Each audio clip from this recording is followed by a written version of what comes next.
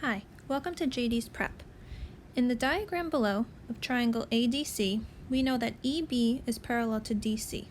Because of that fact, we know that these are similar triangles, and therefore we can set up a proportion to figure out the length of AC to the nearest tenth.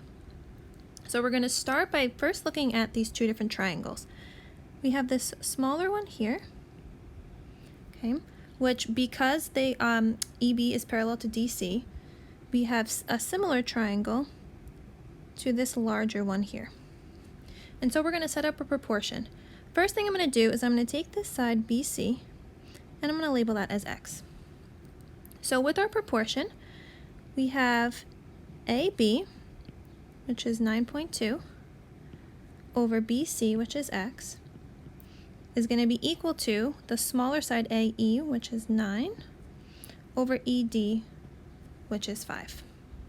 Because we set up a proportion, we can solve that by cross multiplying. So we have 9.2 times 5 is equal to 9x. Multiplying 9.2 times 5, we get 46 is equal to 9x, and then we just solve that for x by dividing by 9 on both sides. And so what that's going to do, when I divide, I'm going to get about 5.1. That's going to give us the value of x, which is the length of BC.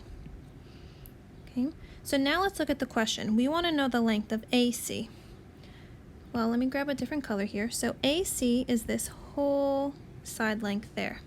Okay, and AC is AB, which is this 9.2, plus BC, which is x. Right, so AC is 9.2 plus x, and we just found x to be 5.1. So to find the length of AC, I just add those together, and I get about 14.3, which is option 3. Thank you for using JD's Prep.